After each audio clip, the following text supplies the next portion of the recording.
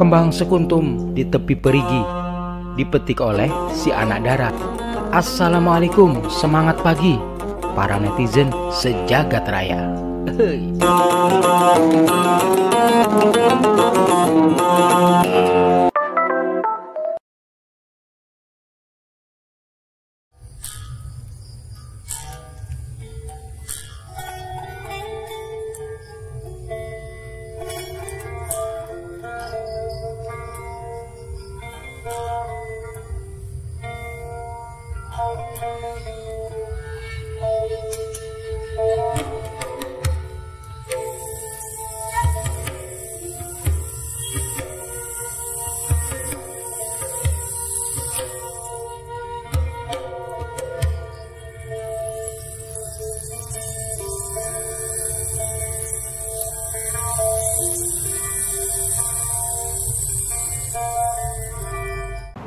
Hai netizen, jumpa lagi bersama saya Hermawan Haryadi di channel Siap Video.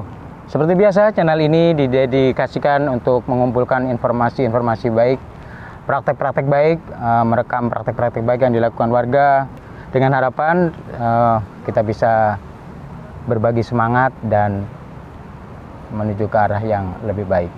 Sekarang saya berada di tepian Sungai Cisadane. Nah, saya dari Siak main ke Tangerang, dikenalin sama kawan kita. Beliau ini adalah seorang apa ya, yang memutuskan untuk mendermakan hidupnya untuk lingkungan, untuk bumi. Namun sebelumnya ya kita sapa dulu. Om, apa kabar Om? Alhamdulillah baik, sehat. Baik Om. Sehat juga ya? Alhamdulillah sehat Om. Jadi kita orang sehat dulunya. Udah 3 hari ya? Ya. Sehat dan waras Om ya? Sehat dan waras. Pengen tahu banyak tentang kegiatan yang Om lakukan di sini. Namun sebelumnya Om kenalan dulu dengan netizen Siap Video. Oh iya, Assalamualaikum, selamat siang, salam kebajikan, namo budaya, dan salam sejahtera buat kita Salam semua. sejahtera. Salam waras. Salam waras. Bersama teman-teman di tepian Sungai Cisadane ya. Berbuat apa? Bersih-bersih sampah, mengumpul seperti itu Om. Ceritakan kami Om. Seperti apa? Kayak gimana nih awalnya tuh Om? Oh iya. Awalnya? Iya. Awalnya bagaimana bisa sampai seperti ini ya? Saya kali ini dimulai. ya. Oh iya. Enak sekali ada goreng pisang, ada singkong, nyantai aja. Iya. Hawanya enak ya Om? Awalnya dari 11 tahun yang lalu. 11 tahun. Cukup lama ya? 11 tahun yang lalu. Jadi waktu itu saya juga dalam posisi yang sedang underestimate, jalan dari hutan ke hutan, dari gunung ke gunung gitu, dari goa ke goa. Akal tuh lagi saya istirahatkan. Saya ngobrol sama Akal, lu udah kecapean kali ya, istirahat dulu ya. Taruh. Terus lu mau pakai apa? Mau pakai hati aja.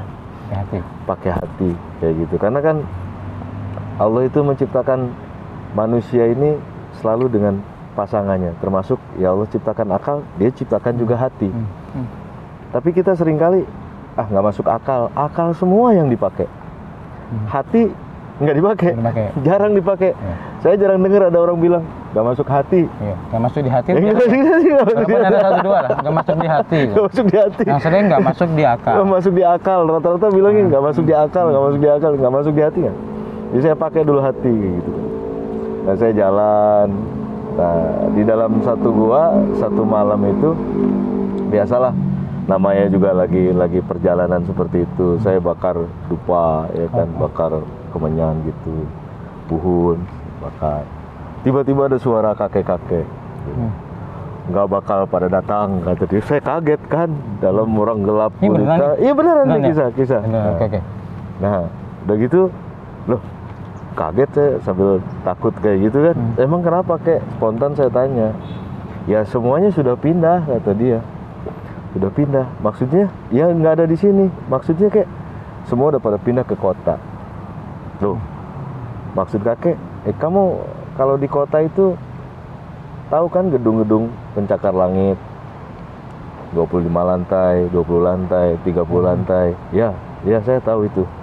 Coba kamu masuk ke dalamnya di malam hari, terus lampunya kamu matiin semua. rasanya kamu di mana? Oh iya, seperti di goa ya, gitu loh. Oh, jadi udah pindah semua ke sana kan? Iya. Nah itu mulai akal datang lagi kan. Tuh. Nah, kemudian saya lagi bikin sawah di tengah-tengah hutan, ketemu lagi sama kakek-kakek kan. Iya. Nah, lagi ngapain di sini? Ya saya lagi lagi belajar bikin sawah lah kayak gini. Terus mau apa? Mau nyari orang sakti, saya bilang gitu. Orang sakti. Orang sakti itu sekarang kata dia, lihat dari penampilannya. Dia itu badannya wangi, bersih, kata dia. Terus ya dia cuma gini doang, set jadi gedung, jadi jembatan, jadi jalan. Maksudnya kayak ya itulah direktur utama, komisaris itu sakti tuh. Badannya nggak kotor kata dia gitu, tapi dia bisa bangun jembatan, dia bisa bangun gedung-gedung pencakar langit segala macam. Oh iya. Si akal yang tadinya kosong itu isi lagi 50%. Saya balik ke Tangerang sini. Nah, sebelumnya tersesat dulu di satu makam di daerah Gunung Bunder sana. Daerah mana itu Gunung Bunder? Masih di Gunung Bunder tuh di kaki Gunung Salak lah ya. Nah, ya. Situ ada makam namanya tuh, belakangan saya baru tahu itu situs Kuta Gegelang. Ternyata itu makamnya dari Aki Surya Kencana kayak gitu kan di sana. Nah, di sana itu waktu saya tersesat di sana, saya berdoa pada Allah, ya kan. Saya bilang, Ki, ini sisa usia saya mau saya abdikan lah di Sungai Cisadane. Saya tiap hari di Sungai Cisadane saya ngeliatin ada banyak sampah, ada banyak limbah, tapi kelihatannya masih belum ada tuh satu komunitas atau satu perkumpulan atau satu organisasi yang fokus untuk ngerawatin sungai. Sampah sungai. Pada waktu itu ya, itu tahun 2010-2011an lah. Kayak sendirian gitu. maksudnya? Masih sendiri? Iya, masih lagi dalam keadaan kayak gitu lah. Ya. Terus pulang ke sini, ke Tangerang, ke tepian Sungai Cisadane, punya uang cuma 15.000. Tapi pengen bikin satu tempat, satu wahana gitu, gimana caranya ya kan. Saya survei, naik perahu, jalan, nyari tempat-tempatnya di mana titiknya kayak gitu. Nah akhirnya tepat di 2012an lah, 2012 itu alhamdulillah tuh ada satu tempat gitu. Tempat dari 4 tempat itu, satu tempat yang paling representatif. Jadi disurvei dulu ya dari satu. Ya, survei dulu, dan kita juga komdep in-depth interview dengan warga-warga terutama yang sudah sepuh-sepuh, yang dia memang sudah lama tinggal di tepian Sungai Cisadane. Bagaimana Cisadane dulu gitu. Ya, mereka saksi hidup. Ya, saksi hidup. Mereka bilang dulu tahun-tahun 80-an Sungai Cisadane itu bening. Tidak kotor kayak begini, tidak banyak sampahnya kayak gitu kan, dan warga juga asik bermain di Sungai Cisadane gitu. Nah, di bawahnya tahun 80 lebih keren lagi tuh Cisadane kata dia. Bahkan dulu kita bisa sampai ngeliat bebatuan di Sungai Cisadane gitu. Sampai tebus pandang gitu ya? Sampai tebus pandang, ikan-ikan tuh bisa kelihatan. Dulu, itu di era 80-an ke sana ya? Iya, 80-an ke sana. Bahkan di posisi lebih keren lagi di sebelum ada bendungan pintu air 10 kayak gitu kan, sebelum Belanda bangun itu. Konon kata kakek-kakeknya mereka bercerita kayak begitulah. Jadi Sungai Cisadane itu luar biasa. Dan mereka bilang ya, kami minum dulu, kemudian nyuci di Sungai Cisadane, mandi di Sungai Cisadane. Jadi Sungai Cisadane ini benar-benar sumber kehidupan buat kita semua. Bahkan bukan hanya sekedar manusia, ya binatang-binatang pun kalau misalkan tidak ada Sungai Cisadane, mereka minumnya di mana? Itu penuturan-penuturan mereka. Nah, selama perjalanan itu saya juga alhamdulillah ketemu sama Abah Dr. Tubagus Najib. Beliau peneliti di Pusat Arkeologi Nasional. Nah, saya ceritakan tentang apa yang mau dilakukan. Dia bilang, bagus itu. Ingat ya, kata dia, bahwa manusia itu memulai peradaban dari tepian-tepian sungai. Tidak ada yang langsung ujuk-ujuk kota tuh. Maka kami selalu menemukan artefak-artefak perjalanannya manusia, peradaban manusia itu di tepian sungai, kata dia gitu kan. Anda boleh lihat dari ujung ke ujung dunia ini, peradabannya dimulai dari tepi sungai. Jadi kalau misalkan Anda mau mulai sesuatu di tepian sungai, Anda mau berkarya di tepian sungai, Anda mau mulai kehidupan di tepian sungai, Anda mau aktif di tepian sungai, jangan pernah takut. Dulu sebelum ada tulisan, orang udah memulai hidup dari tepian sungai, kata dia. Kayak gitu kan, karena sungai emang sumber kehidupan. Sebelum ada rumah-rumah yang mentereng ini, manusia memulai kehidupannya di tepian sungai. Nah, jadi spirit kan buat saya. Akhirnya sudah saya telepon beberapa teman kayak gitu kan. Alhamdulillah salah seorang sahabat saya waktu itu dia angkat telepon. Saya cerita bahwa saya mau bikin kayak gini-gini. 15.000 itu adalah ongkos saya dari waktu dulu bikin komunitas anak langit di bawah, keluarga anak langit. Itu sampai ke kantornya dia 15.000. Nggak ada lagi uang itu. Ya. Begitu ketemu sama dia, saya bercerita saya bikin kayak gini. Alhamdulillah beliau itu membantu. Kayak gitu kan. Akhirnya kita buatlah saung tuh 2012 akhir di Panunggangan Barat. Tahun 2012 akhir ya. Mungkin sekitar bulan Agustus, September, Oktober, November, Desember itu kita mulai. Dari nol, benar-benar dari semak belukar kita bersihkan, kita babat alas.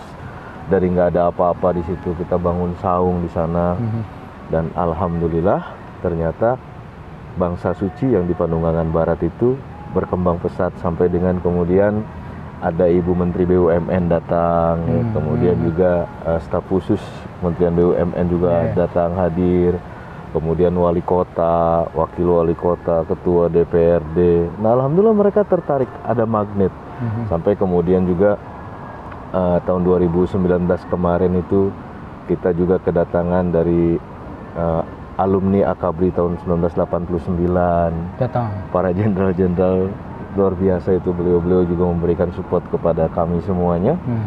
Dan akhirnya karena memang pemerintah punya rencana untuk melakukan penturapan atau pemasangan seatbelt untuk sementara waktu, ya karena itu diturap dan mereka butuh ruang untuk bermanuver alat-alat berat, akhirnya untuk sementara itu digeser dulu. Nanti kita akan bangun kembali di sana.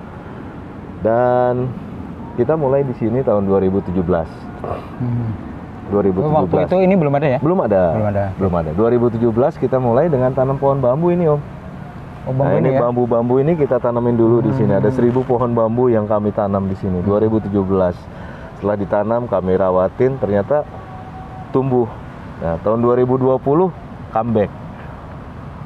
Datang lagi ke sini, ininya pohon bambunya udah tinggi-tinggi. Nah, kita mulai bikin saung-saung di sini. Gitu. Nah, artinya sebelum datang ke sini sudah ditanami begitu? Iya, sudah ditanami dulu. 2017 tanamin dulu 3 tahun. Belum buat saung waktu itu ya? Belum ada. Cuma tanam pohon aja. Gitu kan. Untuk rindang lah, nambah oksigen ya kan. Nah 2020 kami masuk lagi ke sini, kami rapikan, kami pasang waste trap. Waste trap ini alhamdulillah disupport sama teman-teman dari Perumdam pada waktu itu bikin waste trap ini. Nah udah jalan lah pelan-pelan sampai dengan ke sekarang nih, ada uang, kita mulai bikin saung. Disupport juga tiba-tiba ada sekelompok saudara-saudara kita yang biasa melakukan pension, biasanya warga Tionghoa. Pension buang ikan. Jadi menabur gitu. Menabur ikan. Jadi beliau-beliau itu datang ke sini bawa ikan lele, bawa kura-kura, bawa ikan mujair, bawa ikan emas, bawa belut gitu kan. Ditebar aja, tebar ke sini ke sungai. Dan itu ternyata fantastis jumlahnya itu, saya aja kaget gitu. Kadang nyampe 14 ton. 10 ton. Sementara kita kalau lagi bikin kegiatan di bawah, tebar ikannya paling juga, walaupun pejabat yang datang itu paling 1 kintal, 2 kintal. Ini hampir setiap hari ada aja yang buang di sini gitu. Ada aja yang mengembalikan ikan-ikan itu ke habitatnya kayak gitu kan. Berarti di dalam ini banyak kan? Alhamdulillah ya? Ada banyak. Cuma kadang-kala ya kita menabur, ada juga yang memancing ya. Gitu. Di sini jangan dipancing lah kayak gitu kan. Ya area konservasi. Jadi kan ikannya main ke sana biar main ke sana dulu kayak gitu kan. Berikan kesempatan merekanya untuk hidup kayak gitu kan. Mereka berkembang biak kayak gitu. Kura-kura juga banyak. Nah, itulah kisah perjalanannya sampai dengan ada saung di sini. Jadi 2017 kami tanam pohon, 2020 kami mulai bangun waste trap, kami mulai bangun saung kecil-kecilan. Om, jadi tadi kan modal 15.000. Itu kan kerja gila itu kan. Kerja gila kita juga. Artinya, ya tapi gue nggak gila ya. Ya, artinya kerja yang nggak masuk akal kan 15.000, tapi akhirnya berbuah manis kan. Sekarang sudah mulai berapa melibatkan banyak teman-teman? Gini, sekarang seiring perjalanan saya untuk mengajak pun sekarang ini mengurangi ya. Mengurangi? Ya, artinya sekarang di sini itu lebih cenderung untuk siapa saja yang sudah terbetik hatinya rasa peduli, rasa ingin terlibat. Jadi bukan dilibatkan, tapi memang dia melibatkan diri. Ada panggilan. Ada panggilan jiwa untuk datang kayak gitu kan. Monggo silahkan. Karena kan kadangkala kita ngajak orang itu ada konsekuensi logis. Ya, sementara kita di sini fokuskan tempat ini untuk tempat pengabdian aja lah kayak gitu kan. Tempat ini tuh kita jadikan, kita namakan wahana komunikasi perubahan perilaku. Wahana komunikasi perubahan perilaku. Atau kita tulis depannya itu Riverfront Edu Center. Ya, atau ada juga yang nyebutnya Saung Kang Ledeng Bangsa Suci. Ada banyak sebutannya, terserah saja. Bangsa Suci sendiri apa tuh? Nah ini Bangsa Suci itu awalnya singkatan. Tadinya kami juga nggak menemukan nama itu. Kami bikin waktu di sana itu namanya Bank Sampah Sungai Cisadane. Bank Sampah Sungai Cisadane. Begitu disingkat, ketemulah Bangsa Suci. Pas juga ya. Bangsa Suci. Nah jadi karena berkat rahmat Allah yang Maha Kuasa lah, dan dengan didorong oleh keinginan luhur, maka jadi. Berkat rahmat Allah. Gak mungkin Om punya duit 15.000 kita juga bukan orang kaya, ya kan? Gak punya fasilitas pada waktu mulai ngebangun. Tapi niat yang baik tadi, niatan baik itu ya mungkin itu salah satu. Niatannya adalah itu, dan kemudian doa, ucapan adalah doa. Makanya saya sering kali mengatakan atau menyampaikan di tepian Sungai Cisadane dimanapun, apalagi di Saung Bangsa Suci, jangan mengucapkan hal-hal yang negatif, hal-hal yang kotor. Jangankan mengucapkan, berpikir pun jangan di tepian sungai itu. Bagusnya berpikir yang aja. Negatif. Berpikir yang positif saja. Berpikir yang positif aja. Untuk apa? Pengimbangan aja kayak gitu kan.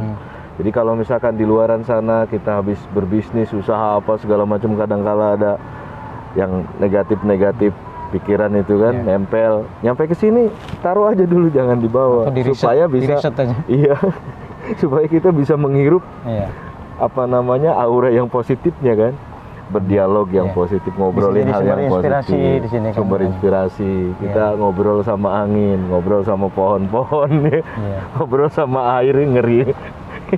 Tadi saya kan keliling tuh, saya ada teman-teman lagi buat tempat sampah tempat sampah, apa lagi selain banyak ya. Jadi di sini daur ulang gitu yang dikerjakan. Di sini itu siapapun yang datangnya kita arahkan untuk bersih-bersih sungai. Kami siapkan ada 2 unit perahu di sini. Sudah ada mesinnya, terus kemudian juga kita siapkan serokan sampah, kita siapkan life jacketnya, kita siapkan helmnya sebagai safety kayak gitu. Jadi turun aja. Turun ke sungai, bersih-bersih sampah dulu. Nah, setelah mereka bersih-bersih sampah, baru boleh bicara. Misalkan mau bicara ngajak yang lain, jangan buang sampah ke sungai. Tapi dianya udah ngebersihin dulu. Jadi praktekkan dulu. Baru bicara. Nah, kayak gitu. Karena hari ini kan orang kalau hanya sekedar bicara udah sulit untuk didengar, Om. Medsos saja udah banyak tuh bicara kayak gitu. Itu just talk kayak gitu kan. Nah, kalau semuanya bekerja barangkali bukan hanya sekedar bicara untuk sungai ini, sungai-sungai Cisadane, Ciliwung, apalagi di seluruh Indonesia lah. Barangkali hari ini tuh yang kita nikmati bukan sungai yang kotor, Om. Sungai yang bersih. Seperti dahulu kakek-kakek kita ya. Ya, hari ini yang harusnya kita nikmati sungai yang bersih. Kalau bukan hanya sekedar bicara, terus kemudian jadi konsumsi apalah, dialog-dialog apa, yang sekedar obrolan-obrolan kayak gitu kan. Nah, kalau semuanya pada waktu itu melakukan hal-hal yang konkret, satu, tidak membuang sampah sembarangan, Pemerintahnya ngasih contoh, jangan bikin TPA di tepian sungai misalkan. Jangan bikin TPS di tepian sungai misalkan. Sungainya kita jaga, kita rawat, bukannya sekedar ngomong. Ya, tapi dilakukan. Barangkali hari ini yang kita nikmati sungai yang bersih, sungai yang terawat, sungai yang terjaga, dan barangkali kalau itu sudah bersih, nggak ada saung ini, Om. Nanti Ya ngapain kita bikin saung ini? Kalau nggak ada saung nanti. Oh iya, karena misinya adalah itu kan. Misinya untuk bagaimana kondisi yang sekarang ini lagi banyak sampahnya, ada limbahnya. Bagaimana kita membangun kesadaran di era yang kalau diajakin ngomong udah sulit. Ngomong aja lu katanya. Mending praktek aja lah di kalau sini. gitu kita praktekin kan. Ayo, jangan hanya sekedar seremonial deh. Tuh, gampang kalau cuma mau outputnya foto-foto ya, yuk tinggal foto-foto aja, outputnya ya foto-foto dapetnya. Tapi sampah kita makin banyak loh. Loh kok makin banyak? Yes, coba ada berapa daerah yang dilintasi oleh Sungai Cisadane? Sungai Cisadane panjangnya sekitar 128 km kurang lebihnya ya kan. Mulai dari Gunung Pangrango, Gunung Salak ya kan, Kabupaten Bogor, Provinsi Jawa Barat, masuk ke Kota Tangerang Selatan, Banten, masuk lagi ke Kabupaten Tangerang, masuk lagi ke Kota Tangerang, bermuara di Kabupaten Tangerang, Tanjung Burung ya kan, Kecamatan Teluk Naga. Ada berapa kota yang dilewati? Kalau 5 kota, satu kotanya misalkan Bogor, warga kotanya itu berjumlah 1,7 juta jiwa misal. Tangsel 2,3 juta jiwa. Kota Tangerang 1,8 juta jiwa misalkan. Kabupaten Tangerang 2, sekian juta jiwa. Nah, masing-masing kota ini 1/4 penduduknya menyuplai sampah aja ke sungai. Berapa volume sampahnya? Sengaja maupun tidak disengaja ya. Tidak sengajanya misalkan masuk ke got-gotnya itu kan nyambung juga ke Cisadane. Ke aliran-aliran sungai-sungai kecil, ke anak-anak sungai. Anak sungainya kan masuk juga ke Cisadane. Sampahnya kan jadi terbawa. Daerah aliran sungai kan nyambung. Nah, kalau jumlah yang buangnya itu jutaan, sekarang kita hitung yang membersihkannya ada berapa? Berapa dinas, orang-orang dinas yang ditugaskan untuk membersihkan Sungai Cisadane? Mulai dari seksinya, seksi khusus bidang Sungai Cisadane misalkan ada nggak? Atau bidang sungai? Nggak ada juga. Kayak gitu. Nah, dari seksi ini ada berapa orang THL-nya atau berapa orang pegawainya, pegawai negerinya misalkan, yang dia ditugaskan khusus untuk membersihkan sampah. Dari Kabupaten Bogor, Kota Tangsel ada berapa orang, Kota Tangerang ada berapa orang, Kabupaten Tangerang ada berapa orang. Itu dari kedinasan, dari pemerintah. Nah, sekarang dari komunitas ada berapa? Masih belum berbanding antara siapa yang membuang dengan siapa yang membersihkan. Makanya kita butuh energi positif. Karena masih banyak energi negatifnya yang di Sungai Cisadane. Salah satunya persoalan sampah tadi kan. Jadi kalau ini dari sekarang sudah boleh berkurang ya, walaupun alhamdulillah. Jadi perjuangan itu terus kita lakukan. Kalau misalkan persoalan berpulang atau tidak kan harus ada perhitungannya. Nah, kami juga melakukan perhitungan itu kayak gitu. Kan tapi logikanya gini, ketika kita membersihkan sampah-sampah yang ada di pohon-pohon di sini gitu, udah kita rapihkan bersih gitu. Besoknya air meluap, nyangkut lagi sampah, datang lagi. Jadi yang berjuang di tepian sungai, yang hidup di tepian sungai, itu dia sedang dalam keadaan hidup di tempat istirahat yang tanpa istirahat. Gak boleh capek, Om. Gak boleh merasa capek, gak boleh merasa mudah lelah kayak gitu. Karena ketika air meluap, fasilitas di sini harus kita rapihkan semuanya, harus kita bersihkan dari lumpur-lumpur segala macam. Mungkin kalau orang yang datangnya baru sekali, 2 kali, sekilas kayak ini gitu. Ini sempat naik juga ya kadang. Sempat naik juga. Jadi ya, dan kita nggak menganggap itu bencana. Banjir, bukan banjir bahasanya. Apa tuh? Kalau kita lagi WA-WAan sama teman-teman, saudara kita lagi datang nih bertamu dari Bogor. Dia mampir sebentar gitu kan. Sindir sedikit lah. Oh iya, dia mampir dia kan. Ya emang daerah nggak boleh ngomong bencana alam, nggak boleh. Bukan nggak boleh ya, hak siapapun lah, boleh dia mau ngomong bencana kayak mau ngomong apa, tapi itu adalah pilihan gitu. Kita memilih untuk mengatakan hal seperti itu bukan bencana.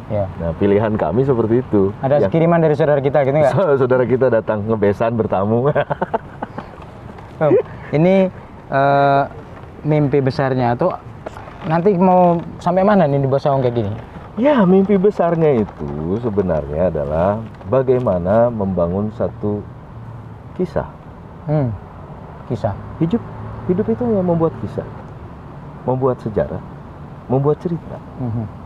Bagaimana cerita yang kita buat selama kita masih diberikan nafas, masih diberikan amanah sama Allah di dunia ini, menyusun satu cerita yang baik. Kenapa? Karena barangkali ada banyak juga cerita-cerita yang tidak baik kan.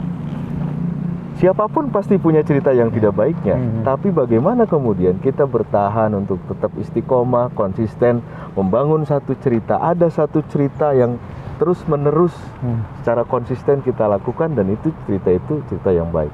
Misalkan karena ada saung ini juga barangkali, karena Allah utamanya, karena ada saung ini, itu jadi wasilah saya bisa ketemu si Om. Iya. Ngobrol di sini. Iya. Jadi saudara. Jadi kenal. Dapat kopi lagi. Dapat kopi. Dapat gorengan. Gorengan. Luar biasa. Nah, bayangkan ada berapa ribu si om lainnya yang kemudian berkesempatan untuk kita ngobrol, berkesempatan untuk menengok Cisadanenya, berkesempatan untuk membersihkan sungainya, berkesempatan untuk mengenal apa sih itu Sungai Cisadane, kenapa bau, kenapa banyak sampahnya, kenapa pohon-pohon di sungai ini banyak sampahnya segala macam, bagaimana cara membersihkan, dari mana sumber sampahnya segala macam, kan bisa menjawab itu dengan cuma datang ke sini. Tanya bayar berapa? Enggak, kami siapkan kotak. Ya, kotak seikhlasnya. Ada kotak ikhlas namanya. Iya. Dan kami juga tidak memaksakan siapapun yang datang ke sini untuk ngisi di kotak itu. Tapi kita akan lihat di situ siapa orang yang sudah memang mau mendermakan, mendermakan tenaganya, mendermakan pikirannya, mendermakan uangnya barangkali, mendermakan logistiknya, ayo untuk kehidupan kayak gitu. Karena sungai ini ya sumber kehidupan. Jadi nanti kemungkinan akan ada saung-saung lagi ya? Insya Allah. Di beberapa titik. Insya Allah. Sampai mana targetnya? Ya kan kalau di gitu. doa saya pada waktu ini kan doa di sana itu. Pengennya kalau udah tua tuh kita di Gunung Salak sana kayak gitu terus aja. Iya ya. Ini kan destinasi kedua kalau di Cisadane, Panunggangan Barat ke sini jaraknya 5 km ya kan. Nanti barangkali dari sini ke atas jarak 5 km lagi kita bikin saung lagi. Terus lagi ke atas lagi. Mudah-mudahan masih diberikan energi. Sampai mentok ke hulu. Nah, kalau udah tua datang ke sini kan saudara semua, kenal semua. Wah, ini ada saudara kita di sana. Menarik ya, luar biasa. Ngobrol pintar kita. Ini punya ketukar nih, ini punya aku nih. Ini ketukar ya? Oh iya. Wah, luar biasa. Minum dulu lah. Woi, mantap. Nah, di alam pewayangan Jawa Barat itu biasanya ada wayang golek.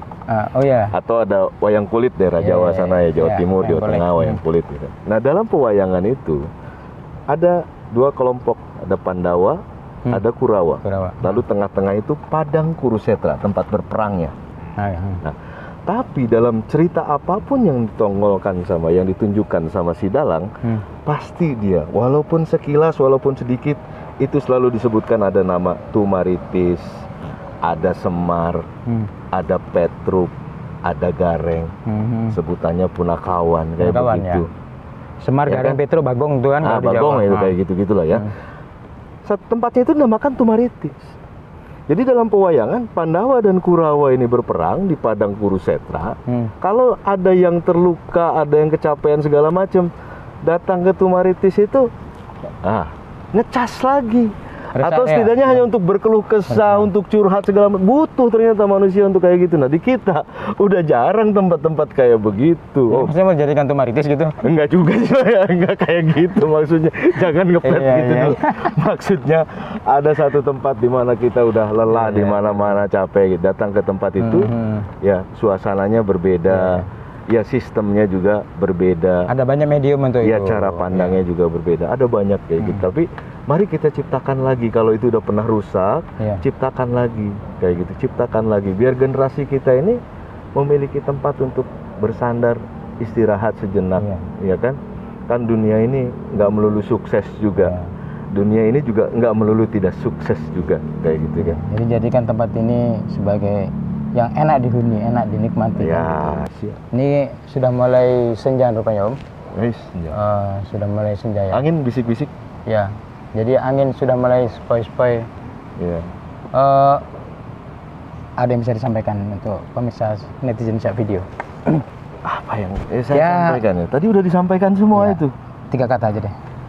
Kudu silih asah, silih asih, silih asuh, silih wangian. Siluannya. Nah, ya. Jadi tong mohokeun kadinya tah. Mohon. Oh, kadinya tah. Pan lamun geus di amandemen ge. Amandemen ngaranna bismillah. Bismillahirrahmanirrahim. Aplikasikeun dina kahirupan sapopoe. Panjang lagi aja, lu bilang cuma 3 kata kayak gitu. Jadi yang paling penting sekarang itu jangan banyak omong doang sekarang tuh, udah praktekin. Praktek baik. Seperti yang dilakukan teman-teman di Bangsa Suci ini sudah ya bagian dari kebaikan kan dilakukan. Jadi Cuil bermanfaat untuk ini. Betul. Bang Taufik memasang luka dipasang satu persatu. Billahi taufik wal hidayah. Assalamualaikum warahmatullahi wabarakatuh. Waalaikumsalam warahmatullahi wabarakatuh. Salam budaya.